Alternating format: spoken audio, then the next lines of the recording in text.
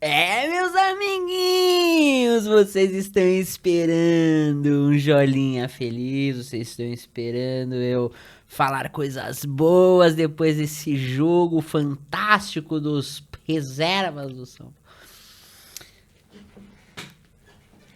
Galera, muito boa noite, bom dia, boa tarde pra quem verá depois. O negócio é o seguinte, tô até descabelado, porque eu estava vendo o jogo, lavando louça, fazendo comida, que agora como o jogo foi no YouTube, né? Então me permiti fazer tudo isso enquanto eu vi o jogo.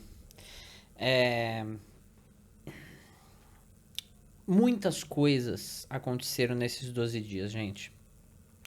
Muitas coisas. E eu pensei em fazer um, dois, até três vídeos nesse meio tempo para falar sobre cada coisa, né? Porque não dá pra gente passar, não dá pra deixar passar. Eu sei que muitos que vão assistir esse vídeo e vão ouvir o que eu vou falar vão concordar comigo, mas vão estar cansados dessas histórias porque foi algo, como não teve jogo, foi só isso. Foi só bomba, né? E isso foi maravilhoso de acontecer. Por quê, galera? Porque praticamente tudo que aconteceu e que está acontecendo foi algo que eu falava desde o início do canal. Inclusive, desde o primeiro fucking vídeo, que foi aquele vídeo que eu falei da monarquia tricolor, né? E que teve até gente pedindo que eu volte a falar dessas coisas. E isso é exatamente o motivo pelo qual eu falei lá atrás que Libertadores, que Copa do Brasil, né? Se a gente fosse ganhando e passando, as pessoas iam começar a esquecer essa bomba chamada diretoria, né? Então, existe hoje, nitidamente, mas nitidamente, dois universos dentro do São Paulo. Existem dois universos dentro do São Paulo. Por um lado, é maravilhoso que existem esses dois universos diferentes. Esses dois universos que hoje não estão se sobrepondo. Sobrepondo no sentido de afetar, tá? Não estão se afetando. Por que eu digo isso? Porque diretoria afetando o clube, nitidamente a gente vê um time que não tá se importando com as bombas da diretoria. Eles estão focados no futebol. E isso é excelente. Porque nós vemos hoje um time que com 300 baixas que o São Paulo tem, e a cada jogo a gente tem mais um medo. Por exemplo, hoje o medo é perder o Enzo Dias, que jogou uma barbaridade, né? De perder o Wendel, que também saiu sentindo e não podia ser substituído. Ou seja, os dois laterais da esquerda estão em dúvida hoje. A gente não sabe como é que eles vão estar pra LDU, cara. E aí eu vejo muita gente, por exemplo, eu vi hoje, eu não vou citar nomes, mas eu vi hoje vídeo de pessoas que falaram, não dá pra o São Paulo hoje entrar poupando o jogador. Só que essas pessoas, elas esquecem que não é poupar porque, eu não quero, o cara tá cansado. No caso do São Paulo é poupar porque a gente precisa ter esse jogador no próximo jogo. Então não é questão de, porra, vamos supor que hoje ele tivesse começado com o Wendel desde o começo e poupado o Enzo. Com certeza ia vir falando, pô, como assim poupou o Enzo? O cara ficou 12 dias sem jogar. Ficou. E aí hoje se machuca hoje. E se o Enzo se machuca hoje? Vai quem? Vai o Wendel? E se o Wendel acontece uma coisa? Quem que a gente tem? O Patrick e só. Então não é questão de poupar porque tá cansado, é questão de poupar por inteligência, por saber que o São Paulo, os caras estão se machucando todo jogo. Então, a gente vê que hoje nós temos um time que, mesmo desfalcado, é um time que joga, é um time que vai pra frente. Pô, quem diria? Quem diria? Gol do Dineno, né? Gol do Dineno. Eu critiquei. Eu falei, é uma contratação que não tem pra quê. Tapia é uma contratação que não tem pra quê. E os dois hoje jogaram bem. Claro, existem erros, mas no geral foi um grande jogo do São Paulo no primeiro e no segundo tempo. No segundo tempo, com as mexidas, o Botafogo cresceu mais, né? Porém, o São Paulo ainda ofereceu muitas tentativas de perigo ali, né? Muitas. Então, foi um jogo ótimo do São Paulo. E o São Paulo com Alisson e Pablo Maia, que eu acho que não jogavam bem juntos há muito tempo. Não sei se esse ano eles tinham jogado bem juntos, porque o Alisson no começo do ano tava uma draga. E o Pablo Maia também tava errando bastante. Tanto é que entrou o Bobadilha e o Marcos Antônio e tirou os dois. Então, você vê que o São Paulo saiu bastante gente e os que estão entrando estão jogando. Isso é técnico, isso é treinamento. Né? Que é o que a gente falava, o São Paulo não tem treinador. O São Paulo não treina. O São Paulo é um catado na mão do Zubeldia. E com o Crespo, imagina esse time com os jogadores oficiais, né? Com Caleri, com Lucas, com Oscar, com a zaga completinha, com todo mundo. Você imagina o São Paulo com o Crespo, o que pode dar, né? E aí, por outro lado, tem a diretoria. E aí, quando eu digo que o time não afeta a diretoria não afeta o time, são dois universos, é porque, e por que eu digo bom? Porque o torcedor, ele poderia muito bem hoje estar praticamente, o São Paulo tá jogando bem, foda-se a diretoria, vamos deixar passar, é isso. Não. O time tá jogando bem e o São Paulino está criticando a diretoria. O São Paulino não está deixando passar, independente se o São Paulo está passando ou não de fase das coisas. Independente, o São Paulo teve uma recuperação gigantesca no Brasileiro, né? O torcedor não está deixando passar a diretoria, não está passando mais pano. E isso é maravilhoso, porque era o que precisava. Essa gritaria de fora Casares, fora Belmonte, tem que continuar, deveria estar desde do começo do ano no mínimo, no mínimo.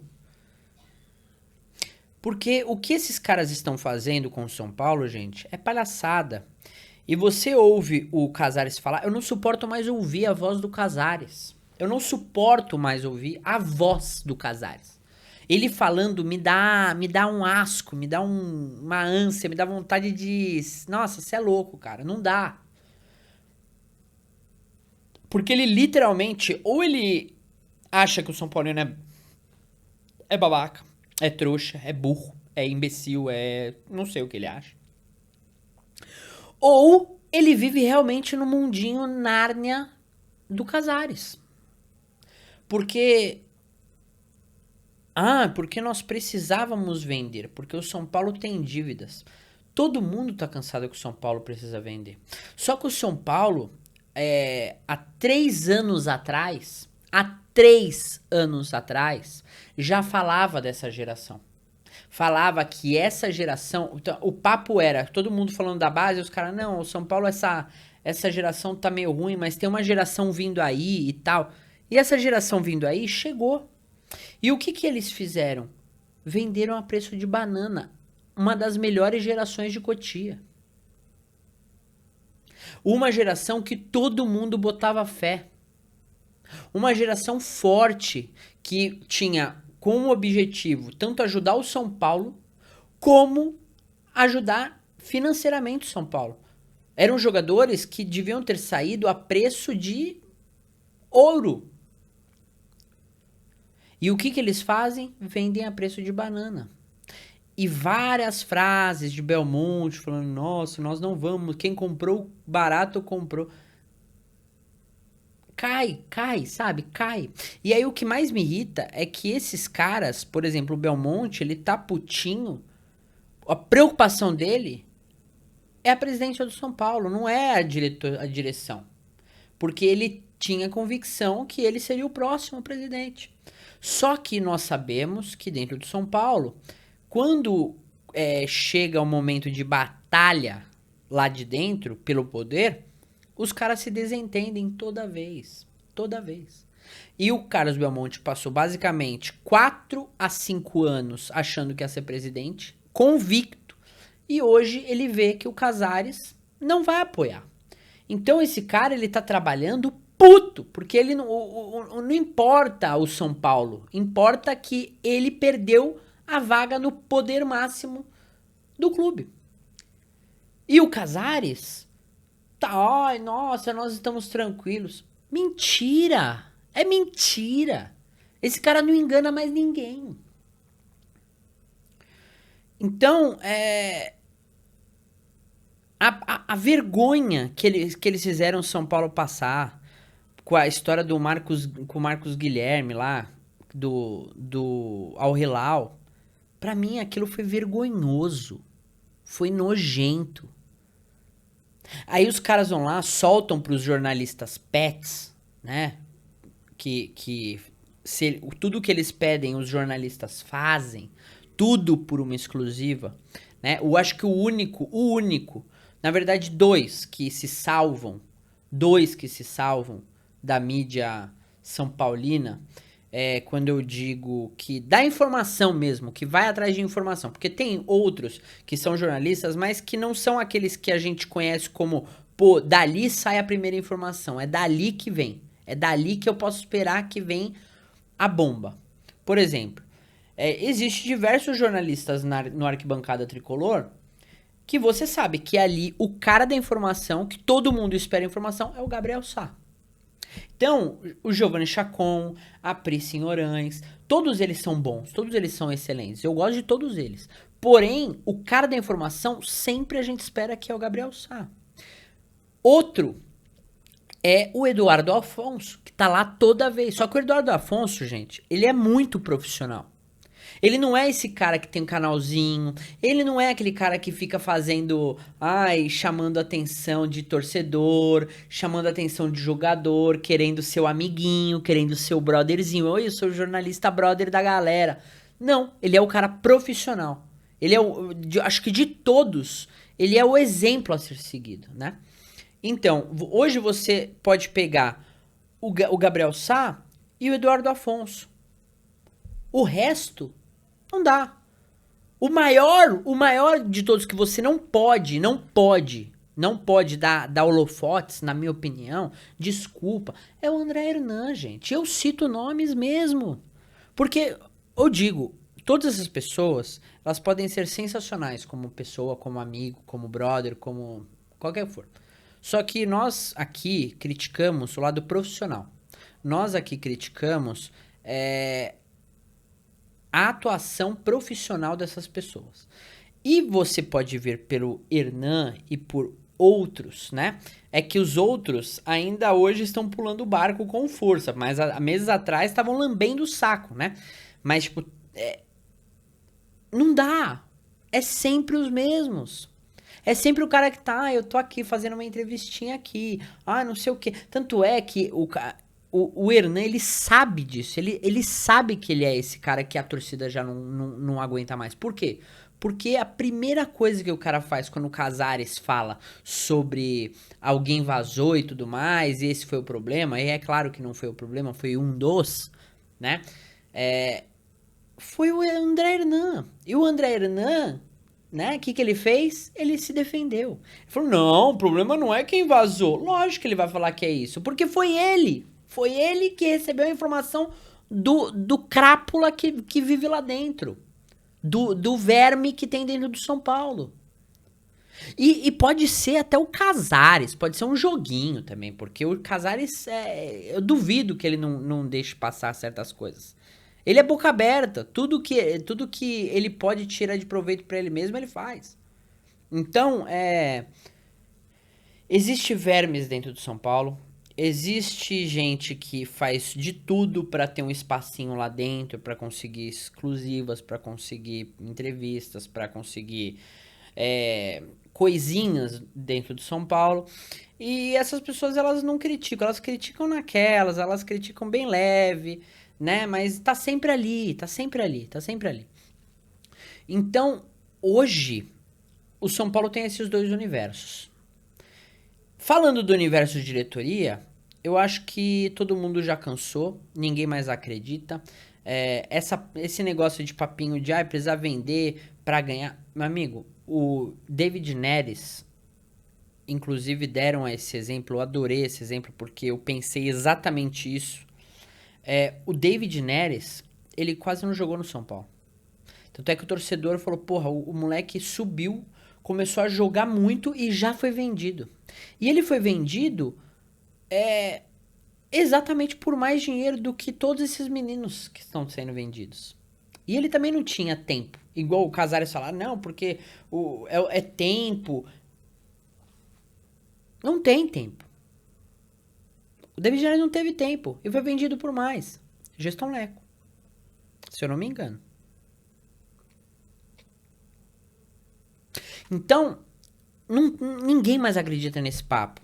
Se você valoriza seus jogadores, né? Se você valoriza, se você fala, não, é esse valor que você vai ter que pagar. Não quer? Então, paciência. Mas o jogador acontece igual o Pablo Maia de se machucar. Engraçado que esses caras, eles usam a palavra "se" só pra conotação negativa. Porque o São Paulo, se os caras se machucar, porque se não sei o que, porque se não sei o que lá. Por que fala, pô, e se o menino chegasse agora no final do ano, voasse e ganhasse a Libertadores pro São Paulo? Imagina se o Henrique jogasse muito contra a LDU e jogasse contra quem viesse e ganhasse a Libertadores pelo São Paulo. Ou chegasse na final pelo São Paulo, jogando muito. No final do ano, ele ia ser vendido por mais.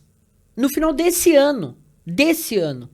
Ou seja, no final do ano, o orçamento, né? O papo do orçamento é para esse ano, não é? Eu quero um orçamento para um semestre, depois outro orçamento para outro semestre, porque é de semestre em semestre. Não.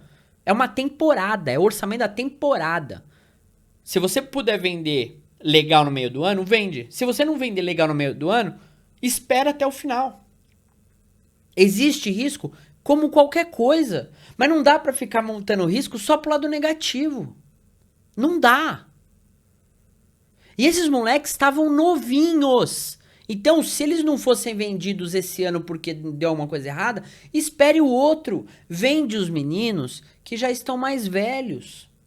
Ou não vende. Já tá na merda. Qual que vai ser a diferença?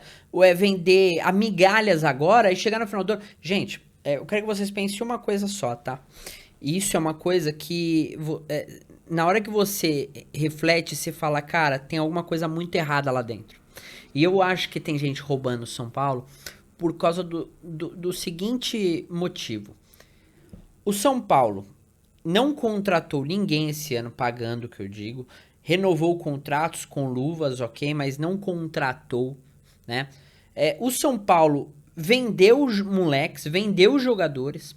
O São Paulo liquidou o time de basquete, ou seja, parou de ter gastos no basquete, não paga salários, ainda deve ter vendido alguns jogadores. Não deve ter simplesmente falado, olha, a gente vai fechar, todo mundo tá livre no mercado, né?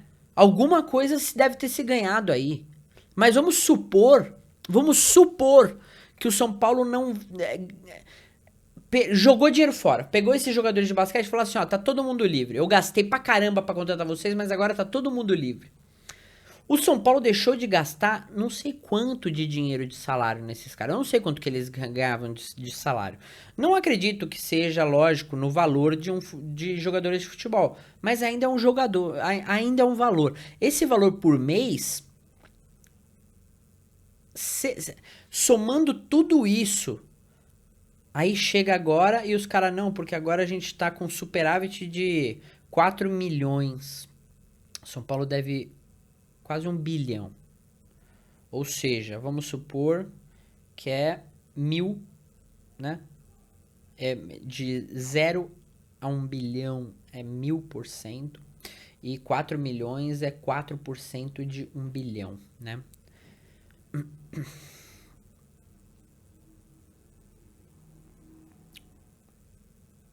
Mas, tipo, de 1% de 1.000%, tá? Não é 100%, é 1.000%.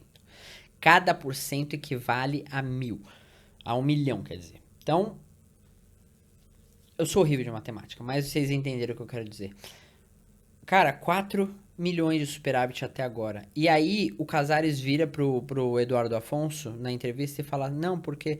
Mas chegar no final do ano a gente ainda precisa de vender mais. Ou seja, esses caras vendem a migalhas e não adianta de nada. De nada, é dinheiro jogado no lixo. É dinheiro jogado no lixo.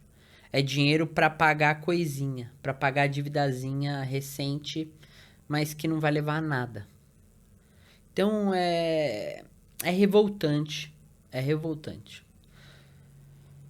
E eu de verdade, às vezes eu fico pensando que eu queria ser esses torcedores que, cara, não estão nem aí. Vê o time jogar, se o time ganha, se o time perde, é isso que importa. Não fica se pensando em outra coisa, tipo, a diretoria tá roubando, foda-se. O que importa é ouvir o São Paulo ganhar ou perder, e é isso. Não fica me importando. Queria ser esse torcedor, mas eu não sou, não consigo, né? Eu fico revoltado. Agora vamos falar um pouco do jogo.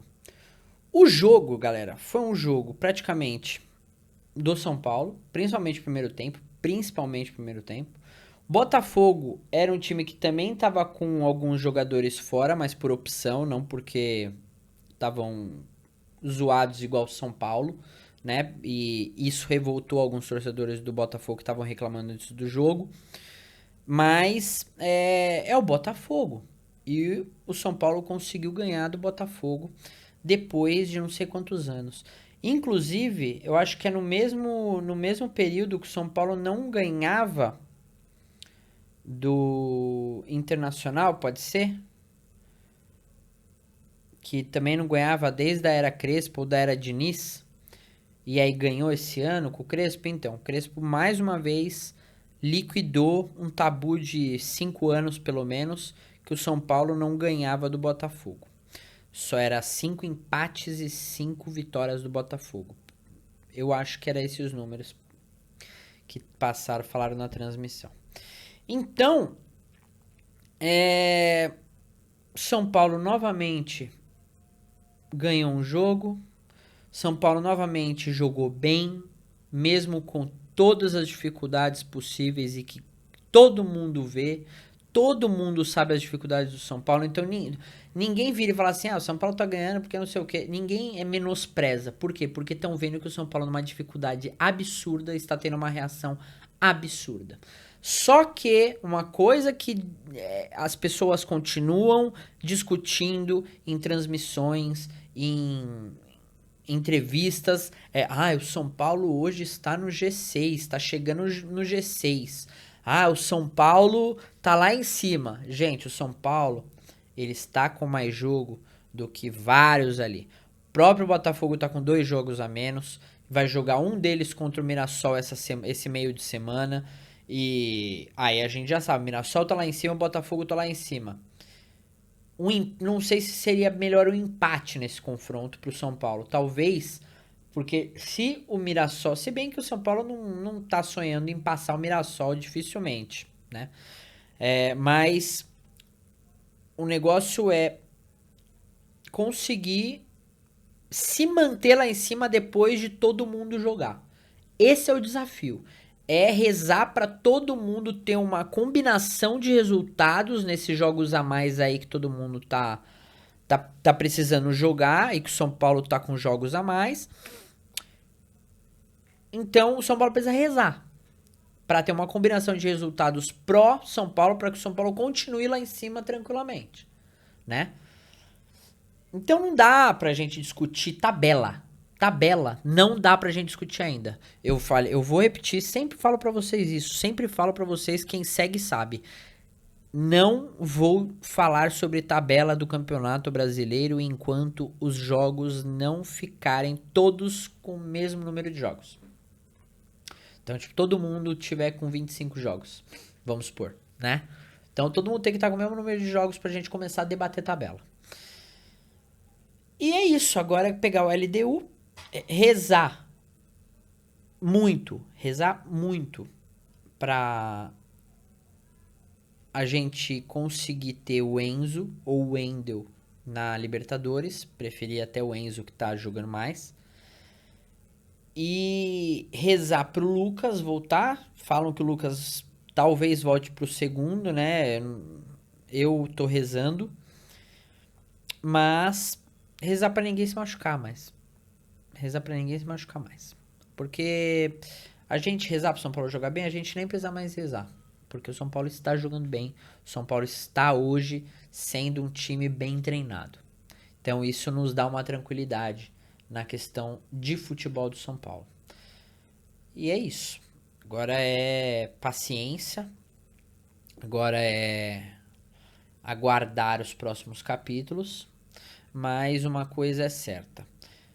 A gente debater diretoria é inútil, né? Porque a gente pode aqui falar um monte, né? Todos os canais falam. Todos os canais falam. Só que o Estatuto do São Paulo é um lixo. Então não adianta a gente bater perna, não adianta a gente ficar puto, não adianta a gente fazer nada. Porque o Estatuto do São Paulo hoje é uma merda. E enquanto não entrar alguém com culhão que realmente mude as coisas lá dentro, eu acho impossível, porque quem manda lá não é o presidente, não é ninguém, é o conselho. Enquanto o estatuto não for mudado para tirar essa patifaria de poder do conselho, esquece, não vai ter, não vai ter.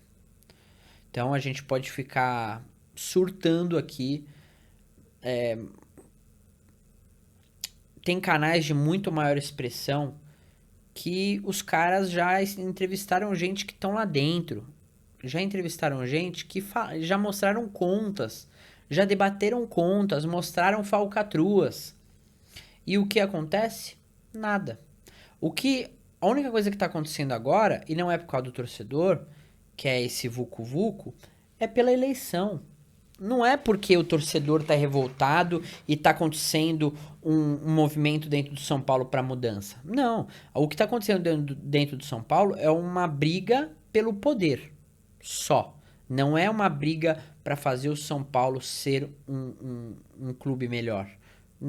Longe disso. É pelo poder. É quem será o próximo que vai botar as mãos no poder do São Paulo. Que vai botar as mãos no dinheiro do São Paulo. Que vai botar as mãos em tudo, né? Que vai mandar. Que vai ser a estrela da vez. Porque o nosso presidente, ele acha que ele é a estrela do time. Então é isso, galera. Eu já batemos meia hora aí de vídeo. Mas eu precisava falar porque já tinha alguns dias que a gente não fazia. E eu tinha tudo isso pra dizer. Ainda tem coisas com mais detalhes, né? A gente podia fazer esse debate com mais detalhes. Mas como eu disse, como não teve jogo esses dias, foi um peso brutal de toda a mídia, tanto São Paulina quanto a mídia tradicional, falando só dos problemas de diretoria, contratações. Então eu vir aqui falar, eu ia ser simplesmente só mais um que falaria a mesma coisa que todo mundo, porque realmente todo mundo já vê a mesma palhaçada. Não é eu vejo uma coisa, você vê outra. Não, todo mundo já vê a falcatrua que é o âmbito da diretoria do São Paulo, das finanças do São Paulo e da briga pelo poder.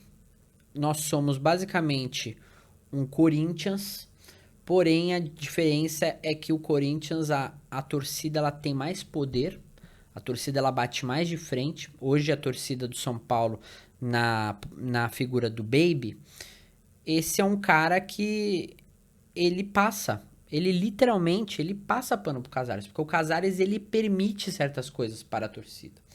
E o Baby, ele jogou isso, ele falou, não, porque o Baby está em todos os jogos, porque a torcida de Independente está em todos os jogos, até quando o jogo não vale nada, jogo de Paulista que ninguém vai, né? Só Independente vai. Ele tem isso, ele acha que ele merece esses ingressos porque a torcida tá lá todos os momentos, enquanto quando chega numa semifinal de Libertadores, numas quartas de final de Libertadores, quem quer, né, o pessoal que tem mais dinheiro, que é sócio torcedor que gasta mais, quer ir no jogo, quando esse cara às vezes não vai, né? Esse cara paga lá o sócio torcedor, mas às vezes não vai, porque o jogo é pequeno. E o Baby, ele diz que ele tá lá, tem jogo pequeno, então ele merece, os torcedores que vão pela Independente merecem. Só que ele esquece que o pessoal da Independente, né? O pessoal que paga pra Independente, paga pra Independente. Ajuda a Independente. O pessoal que paga sócio torcedor, ele tá pagando ao São Paulo. E o torcedor são paulino, ele torce pro São Paulo, ele não torce pra Independente.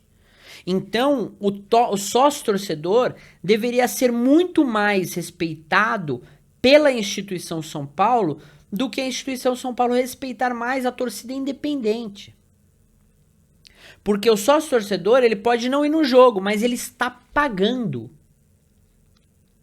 Ele está pagando. Às vezes o cara assina um negócio que ele paga mais de R$ 200 por mês. Ele tá ali pagando. Ah, eu não vou no jogo, mas ele tá ali pagando. Ele tá ajudando o São Paulo. Então ele ir na quarta de final é direito dele. Ele não pode simplesmente ver a torcida independente vendendo ingresso antes que o São Paulo esteja vendendo pra ele. Isso é o maior absurdo que existe. Então, o Baby se defender usando esse argumento só mostra o quanto ele e o Casares são dois farinha do mesmo saco. É dois que se merecem. É dois egocêntricos. Ah, o Baby, ele fala em terceira pessoa. Ah, o Baby sempre tá lá. O Baby, o Baby.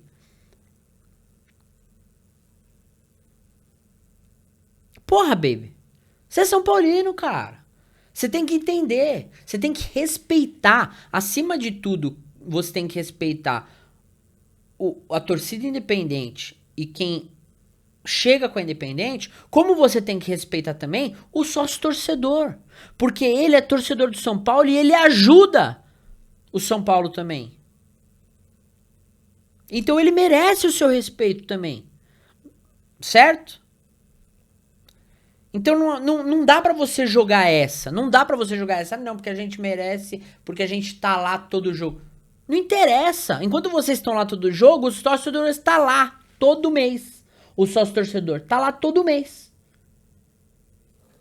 Então, Casares, mais uma falha inexplicável. Então, o São Paulo tá cheio de problemas, mas graças a Deus, os problemas estão localizados em um hemisfério, em um universinho aqui.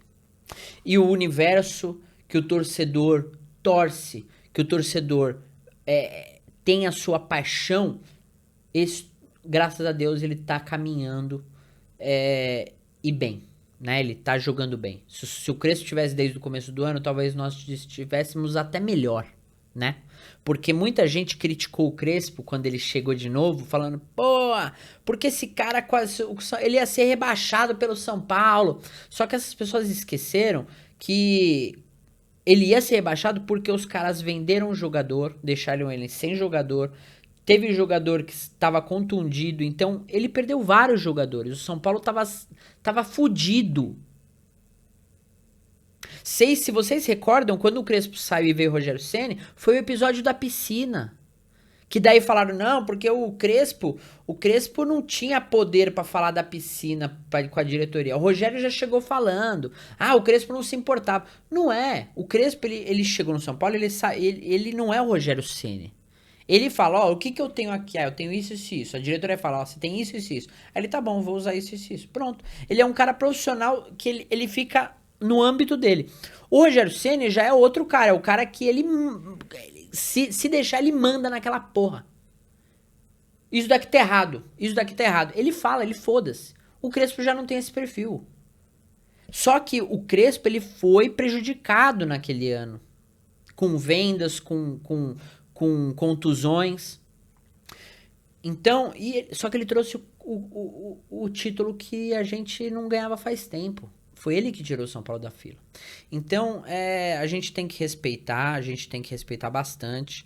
A gente tem que estar feliz com esse elenco, porque a gente sabe que esse elenco é limitado em relação a reservas.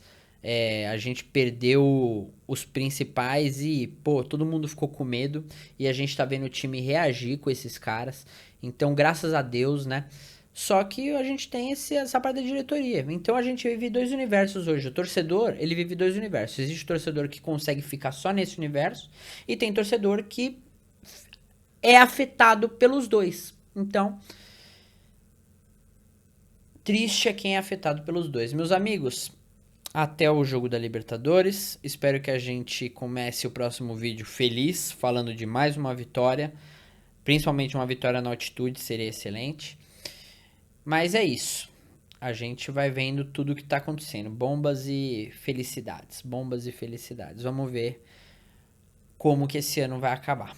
Fechou? Então é isso. Nos vemos no próximo vídeo.